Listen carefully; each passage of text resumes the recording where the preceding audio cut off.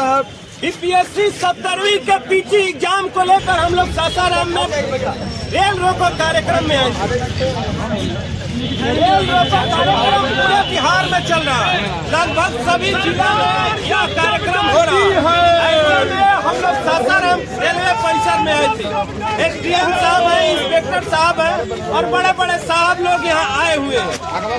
वो तो नौकरी कर रहे हैं, उनके जेब में सरकारी वेतन जा रहा है।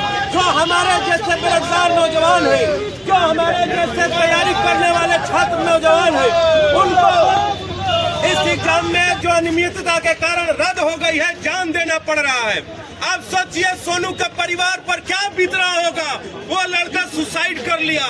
अगर हम उसके परिवार को सरकारी मुआवजा की मांग करते हैं तो क्या गलत करते हैं। हम ये मांग करते हैं कि बीपीएससी 70वीं पीटी के एग्जाम का पुनः एग्जाम कराया जाए, तो क्या गलत करते हैं। हम प्रशासन के साथ यहाँ उपस्थित है। हम आप सबों से हाथ जोड़कर सत्याग्रह करते हैं।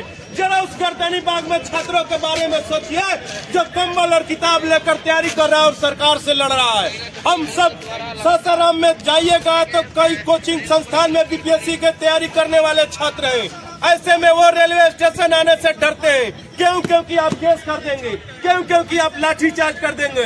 माननीय मुख्यमंत्री और एनडीए सरकार पर भरोसा नहीं है, वो लाठी गोली की सरकार है। लेकिन सरकार को यह याद रखना होगा, छात्र जब जब बोला है राज सिंहासन डोला है। हम सब साथियों से आज सभा करने के लिए कहे हैं। हम सरकार से आग्रह करते हैं कि गर्दनी बाग में बैठे उन छात्रों की मांग को पूरी करे।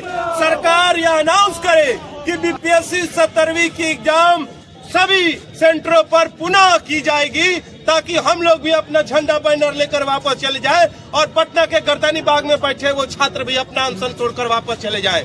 लेकिन सरकार यह कर नहीं रही है और इसलिए मजबूरन हम अपने ही लोगों से उलझ रहे हैं। हम पुलिस प्रशासन से लड़ रहे हैं। हम सरकार से कहना चाहते हैं, आप कब तक एक एक करके सोनू के हत्यारे बनेंगे। आप सोनू जैसे न जाने बिहार में प्रतियोगी परीक्षा के तैयारी करने वाले छात्र पेपर लीक के खबर को सुनकर, अनियमितता की खबर को सुनकर सुसाइड कर रहे हैं, जान दे रहे हैं। हम रेलवे स्टेशन सासाराम के बाहर आंदोलन करने आए थे। हम एसडीएम साहब से जानना चाहेंगे, आपका कौन लॉ एंड ऑर्डर का हम लोग बिगाड़ रहे हैं। हम एसडीपीओ साहब और इंस्पेक्टर साहब से जानना चाहेंगे, हम आपका कौन सा लॉ एंड ऑर्डर बिगाड़ रहे हैं। हम सरकार से ट्रेन रोकर एक सांकेतिक प्रदर्शन करना आए थे। लेकिन साथियों, हम सब यह समझ चुके हैं कि यह सरकार प्रशासन की सरकार है, यह सरकार छात्र विरोधी सरकार है, यह सरकार कानून से नहीं चलती है।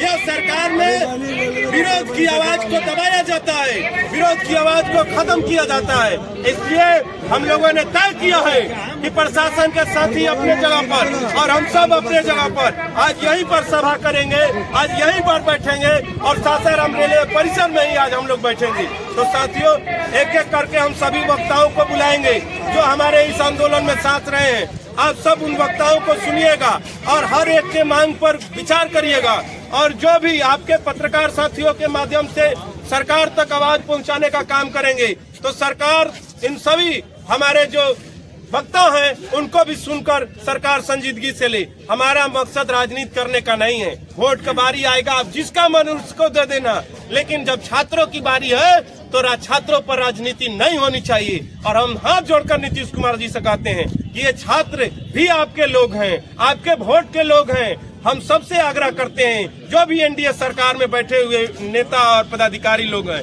सबसे आग्रह करते हैं कि प्रतियोगी परीक्षा में पारदर्शिता सुनिश्चित करो। अनियमितता और पेपर लीक करने वाले को फांसी की सजा मुकद्दर हो और ऐसा कि बिहार में मिसाल बने। बहुत धन्यवाद। प्रणाम। जय हिंद, जय बिहार।